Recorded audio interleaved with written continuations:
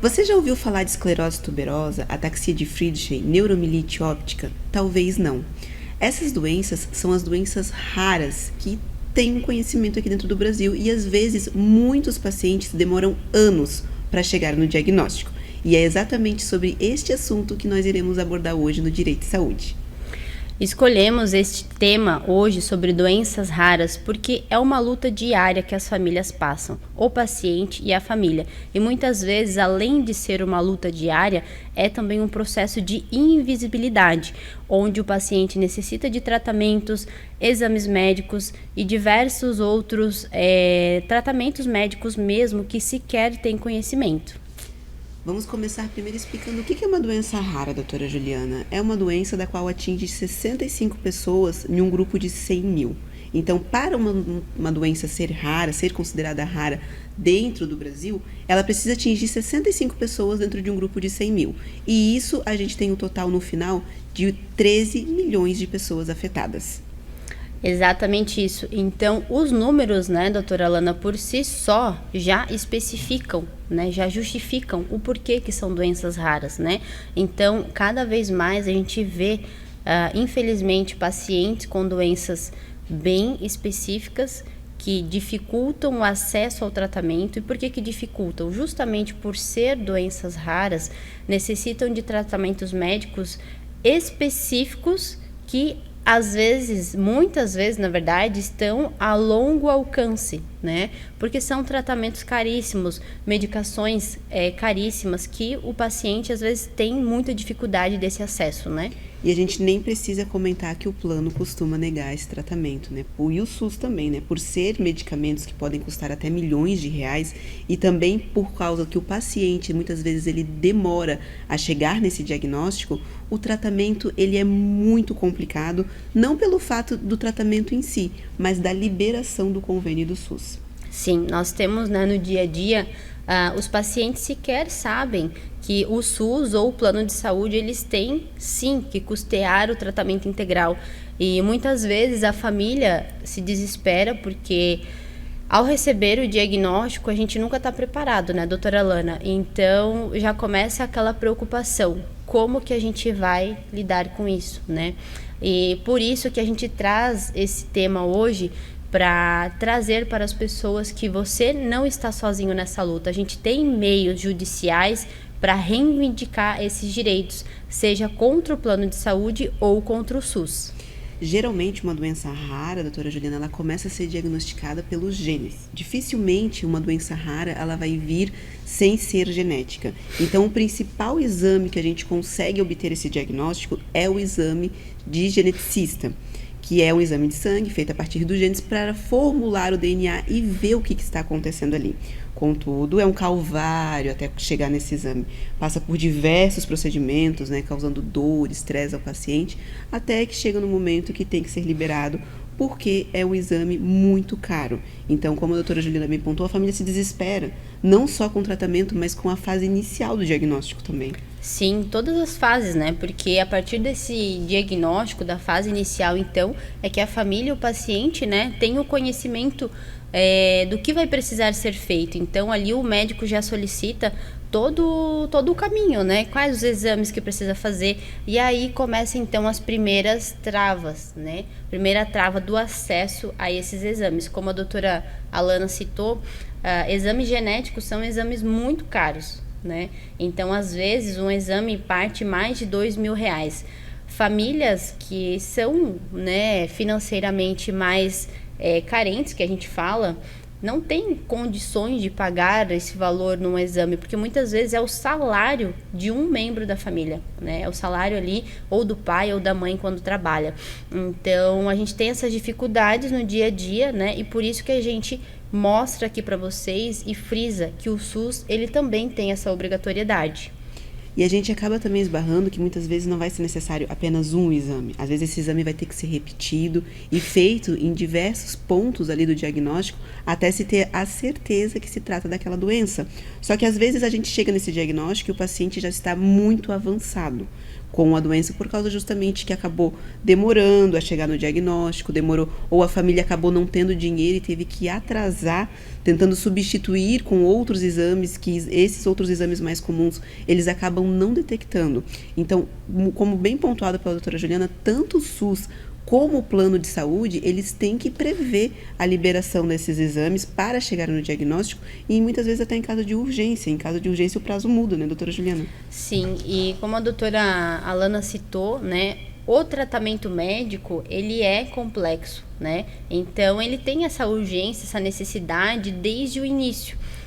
Porém, as pessoas, né, por desconhecimento, não sabem que judicialmente a gente tem meios de acelerar isso, né? Então, os processos da saúde, a gente demonstra exatamente essa questão, né, doutora Alana, para o juiz que o paciente ele está nessa fase que ele necessita do tratamento, né? E que a ausência do tratamento ou a ausência rápida de toda essa abordagem de tratamento, ainda que seja multidisciplinar, né? Ela vai afetar na regressão ali dessa doença, né? Na progressão da doença, dependendo do tipo da doença.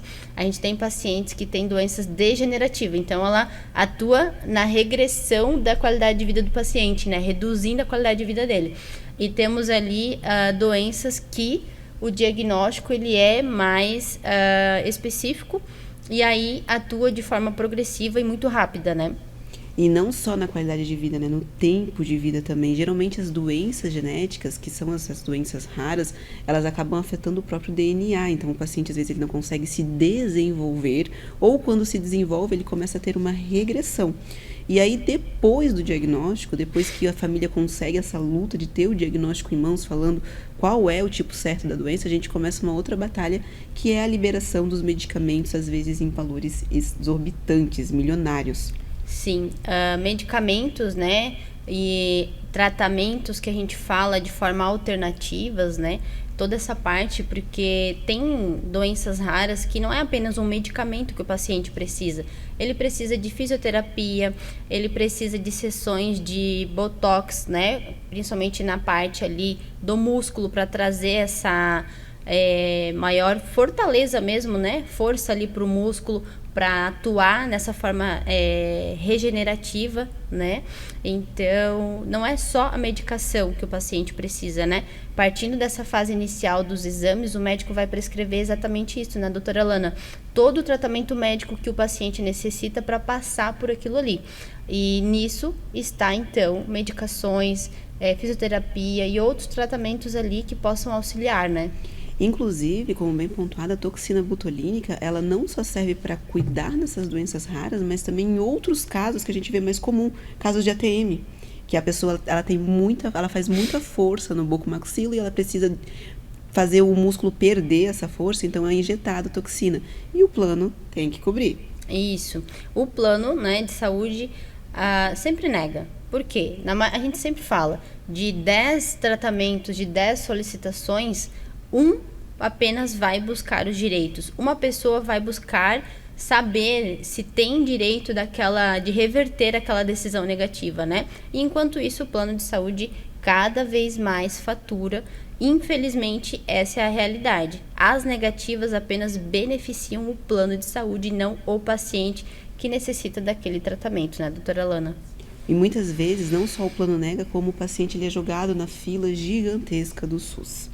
Ou às vezes sequer ele é colocado nessa fila, né, doutora Juliana? A gente se esbarra no dia a dia, na nossa rotina, com muitos pacientes que estavam aguardando uma cirurgia há anos, ou até um tratamento, e sequer estavam na fila do SUS. A fila do SUS, ela funciona de forma constitucional, ali de acordo com a urgência, contudo, tem que estar bem adequado ali, e se o seu caso é urgente, como numa doença degenerativa rara, né, doutora Juliana, você consegue antecipar o seu procedimento, ou o seu tratamento, ou conseguir, né, esse sequestro de valores pelo governo.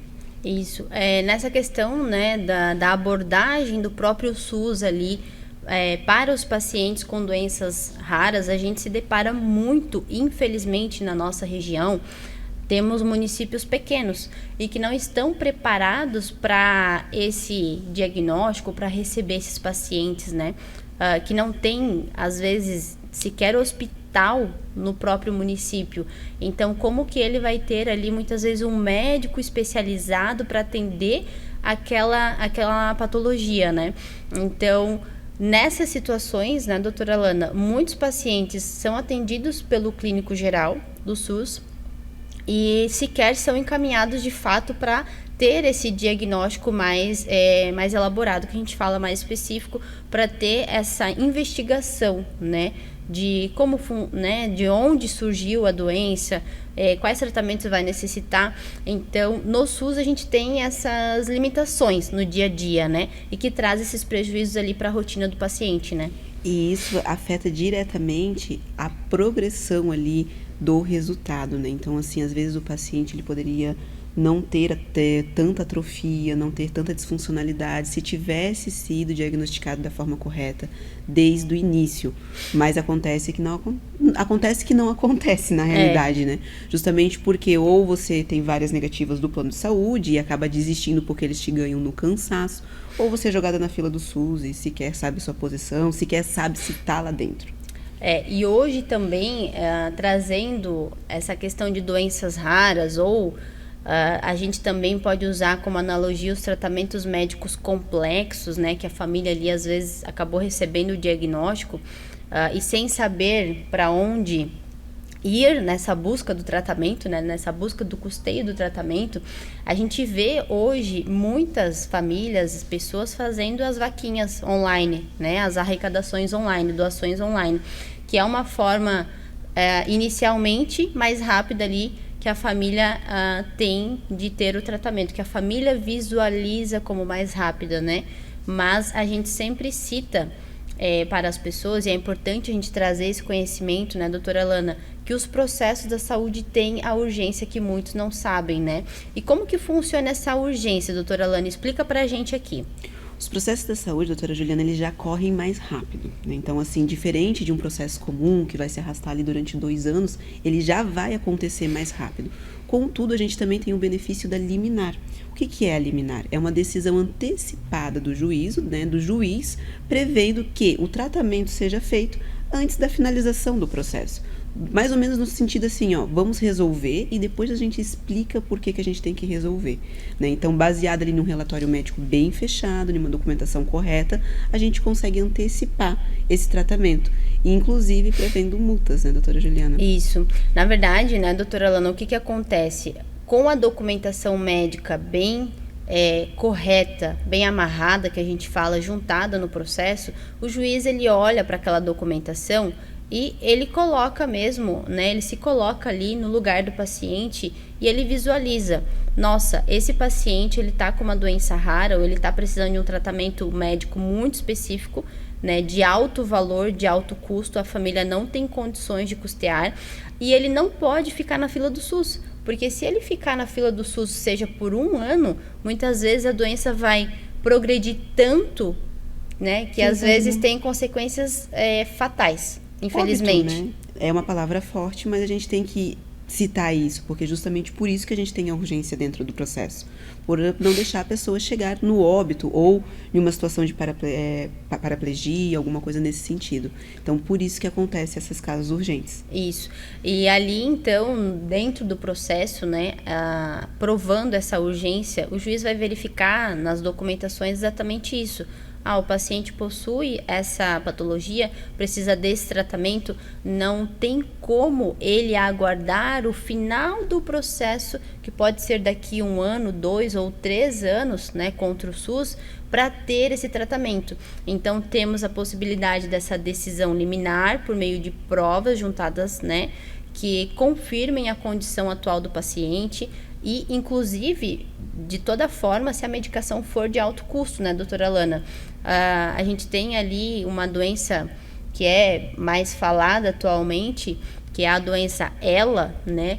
E tem uma medicação de alto custo envolvida nesse tratamento. em que muitas vezes a família, por não conhecer que judicialmente consegue acionar o SUS de forma rápida, né, vai buscar essas doações online, né? Exatamente, porque a mesma justificativa que o SUS dá para você, ou o plano de saúde, que não consta no rol da ANS, ou que a fila não pode ser furada, ele também vai falar isso para o juiz, né? Então, ali, com essa documentação, como a doutora Juliana apontou, amarrada, né, bem feita, o juiz vai verificar. Vamos resolver a questão da saúde para não deixar essa pessoa perecer. E aí depois a gente vê se o SUS tem razão ou se o plano de saúde tem razão, que geralmente acaba não tendo, né? Porque o rol, ele é exemplificativo e não taxativo. Isso. As negativas, né, hoje em dia, elas são tomadas como: essa medicação, esse tratamento solicitado não está no rol da ANS ou não está incorporado pelo SUS, né? Essa negativa pautada nessa justificativa, ela não impede o direito do paciente, né? Judicialmente, a gente tem diversas decisões em diversos casos pelo Brasil que determina exatamente isso, que frisa isso, né? Que o paciente, não importa se ele é uma pessoa única ou apenas ele necessita de ter a qualidade de vida, o direito constitucional à saúde, à vida e ao melhor tratamento disponível, né? E às vezes o plano, até mesmo, ele vai poder vir ali querer amedrontar e falar ali, vou passar pela junta médica ou pelo analista do plano de saúde, e ali você tem uma justificativa um pouco mais elaborada. Contudo, você sempre tem que ter em mente que o seu médico é a autoridade, o seu médico que te acompanha, o seu médico que sabe aonde dói mais, o que vai acontecer se você não ter o tratamento correto. Então, você não pode se deixar levar por uma junta médica de que nunca te viu, né? Totalmente generalista. E hoje os juízes têm entendido dessa forma, né, doutora Juliana? Sim, a gente tem ali decisões, né, que falam exatamente isso, que o médico que indicou o tratamento para o paciente, que acompanha o paciente, é ele quem tem, vamos dizer, a supremacia do tratamento escolhido, porque de fato ele sabe todo o histórico do paciente, né?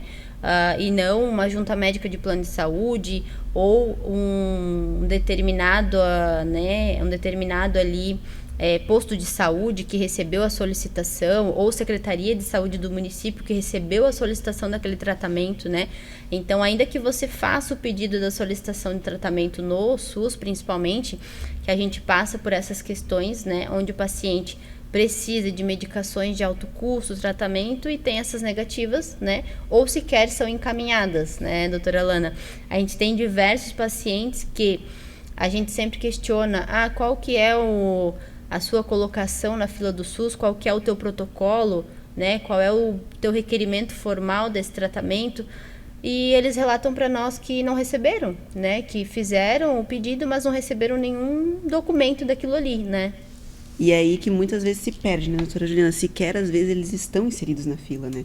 Então, às vezes, o paciente está aguardando ali 2, 3, 4 anos a cirurgia, porque a gente sabe que demora de forma administrativa, e quando a gente vai solicitar, o paciente sequer está na fila do SUS. E não só medicamento a gente pode fazer essas solicitações, né? Porque, geralmente, as doenças raras, elas vêm com exames específicos e medicações caras, mas também outros tipos de acompanhamento multidisciplinares, né, doutora Juliana? Sim, que é o fato ali que a gente citou no início, né, da fisioterapia, né, da utilização do Botox. Hoje o pessoal pensa que o Botox é só para questão estética, facial, né? Mas não, a gente tem a aplicação dele de forma funcional na vida do paciente para trazer, né, esses tratamentos alternativos. E de doenças raras que a gente tem, que é muito conhecida também, é a dermatite atópica, né, doutora Lana? A gente tem essa luta pelos pacientes diariamente, né, que passam por isso, por essa patologia que atua ali de uma forma alérgica, né, e atua também, ela tem ali a condição mais na imunologia do paciente também, e aí o paciente muitas vezes não pode tomar qualquer medicação, muitas vezes a roupa que usa já dá essas crises alérgicas, né? Dependendo da alimentação também, então tudo isso, né? Tudo isso. E ele pode, e se ele tiver recomendação médica de passar com outros especialistas, isso também faz parte do tratamento. E você pode aproveitar ali, caso você requereu judicialmente, a mesma ação, né? Se você estiver no laudo inicial, para solicitar já, né? Então, assim, não pense que é somente valores. Muitas vezes é o que chega lá no escritório, né, doutora Juliana, a gente se esbarra, o meu medicamento não custa milhões de reais, mas também custa um valor que não se adequa ao teu orçamento. E na questão de, né, doenças raras, como que a gente vincula a dermatite atópica numa doença rara, né? Quais são ali os pontos iniciais que a gente identifica de que ela pode estar num grau grave, crônico, ao ponto de ser considerado raro, né? É quando o paciente, ele utiliza, por exemplo, né, cremes e não tem ali o efeito esperado do tratamento, né? Ou até medicamentos antialérgicos, corticoides, eles não respondem, né? Eles não são suficientes ali para tratar aquela doença. E nesse caso entra a necessidade de medicações, né, de imunoglobulina ali, que tem essa atuação mais forte ali na vida do paciente, né? Essa medicação, ela acaba devolvendo, né, a imunidade. Ela é tipo uma quimioterapia, só que uma quimioterapia que vai fortalecer as células boas para que o paciente tenha novamente. E a imunoglobulina, ela acaba não sendo um medicamento milionário, mas ela acaba sendo um medicamento de alto valor que muitas vezes o paciente não consegue arcar. Exato. Só que ele desconhece e acaba arcando com as primeiras caixas, só que ele, já como ele vai ter que tomar isso provavelmente para o resto da vida, em períodos, o tratamento acaba sendo falho, né, doutora Juliana? Sim. E nessa questão da medicação, né, a gente tem diversos medicamentos, né, que atuam nessa parte. E, por exemplo, já tivemos ali relatos, né, e situações de pacientes que necessitavam da medicação a cada 15 dias e ao mês ficava um valor de R$10 mil por mês. Então, fica um tratamento inviável, né, no dia a dia para uma família normal custear, né? É um tratamento de alto custo, porque se a gente faz 10 mil vezes 12 meses, ao ano o tratamento fica R$120 mil ao ano. Analisando que a pessoa tem 35 anos, 45 anos, ela vai viver até os 65, 70, 75, 80, 85. Olha quantos anos a gente tem pela frente de tratamento, né? E é isso que a gente traz, né, doutora Alana, que esses tratamentos são essenciais e que o SUS tem essa obrigatoriedade, sim, de custear o tratamento por o resto da vida, né? Para o resto da vida. E não somente também o tratamento, mas os exames de acompanhamento do tratamento. Porque o que muitas vezes acontece também é que tem ali o tratamento liberado, mas o plano, ou até mesmo o SUS, não, os exames eu não vou mais cobrir, ou vou limitar, né, doutora Juliana, pode fazer 3 ou 4 a cada um período de tempo. Isso não pode, isso não deve, porque justamente o tratamento ele veio para fazer a regressão da doença, só que pra gente saber se está regredindo ou não, tem que avaliar, né, tem que examinar. Sim, tem que ter exames, né, além dessa medicação, a gente precisa dos exames de forma contínua, né? Consultas médicas, ter um acompanhamento médico mesmo, porque não adianta a pessoa consultar uma vez ao ano com o especialista da doença, é uma doença específica e rara, né? Não tem como ela consultar ali uma vez por ano, uma vez a cada 2 anos, sem ter esses exames periódicos para saber como que está essa evolução da doença, se o tratamento ele está dando resultado positivo ou se não está fazendo efeito na vida do paciente, né, doutora Alana? Então, toda essa cobertura é exatamente isso, é o tratamento completo, inclusive pelo SUS, para o resto da vida, né? E às vezes o que muito pode acontecer também é que pode esbarrar na carência do plano, né, doutora? Fechei um plano de saúde e acabei ali tendo os primeiros colaterais da doença, né, os primeiros efeitos da doença, ainda na carência de consultas especializadas, que geralmente é 180 dias. Como que a gente funciona nessa parte, doutora? É exatamente isso, né? O plano de saúde, se está no período de carência, ele vai negar. O paciente vai fazer a solicitação do tratamento, vai entregar a guia médica, né? O relatório médico ali com a solicitação do tratamento, o diagnóstico da patologia, o histórico do paciente, e o plano de saúde vai negar sob essa justificativa, está em período de carência. E nessas negativas, né, doutora Alana, a gente vê diariamente o paciente aceitando. Não, de fato, eu contratei o plano depois, eu estou na carência e eu não tenho direito, né? A carência, ela funciona de forma geral, sim, para tratamentos com doenças pré-existentes, porém, a gente tem as exceções de que a gente consegue quebrar essa carência em tratamentos urgentes ou emergentes, né, emergenciais. E a doutora Alana vai falar melhor sobre isso, né? Como que funciona? Então, às vezes você, como a doutora Juliana falou, tem ali, né, o prazo e aceita essa carência, contudo, o plano, a ANS, na realidade, ela determina que tem que ter 24 horas de análise e liberação de um tratamento, ainda que a pessoa esteja em carência, se estiver na urgência. Então, por isso, a gente volta de novo na documentação bem feita com o seu médico. Se você está, né, com uma dúvida ali, né, fazendo um acompanhamento de um diagnóstico de uma doença rara e precisa de que isso seja feito de forma urgente porque você não tem mais tempo, a documentação médica ela vai vir para justamente quebrar a sua carência. Porque o que é urgente, a gente não consegue prever, né, doutora Juliana? A gente vai prever, será que eu vou ficar doente amanhã? Será que eu vou desenvolver algo depois de amanhã e o meu plano vai cobrir? Justamente por isso que a ANS determinou dessa forma. Isso, então, por isso que a gente tem a legislação, né, a favor do paciente nesse sentido. Casos de urgência e emergência, o plano tem que liberar de forma imediata, né? E essa urgência a gente caracteriza, comprova por meio da documentação médica, sim, do paciente, onde vai retratar a condição atual, o histórico, né, tratamentos anteriores que não deram certo e por que aquele tratamento solicitado ele é urgente. Então, tudo isso por meio da documentação médica é que a gente consegue ali as comprovações, né? E conseguimos justamente por não ser uma aventura jurídica, né? A gente não vai lá ver se vai dar certo. São pessoas que realmente estão precisando, né? Que não podem esperar, que não têm mais tempo, que precisam daquilo de forma urgente. Isso. E os tribunais é quem decidem. Então, tem diversas decisões no Brasil inteiro sobre este tema, né? Então, por isso a importância de ter o conhecimento de que, ainda que esteja no período de carência do plano, se você tem uma situação urgente, né, de tratamento, medicação, independente da forma de tratamento, um exame médico, né, urgente, consegue, então, quebrar essa carência para que você tenha o acesso integral à tua saúde. Até porque você está pagando o plano de saúde, né, e ele está ali para te servir quando você precisar.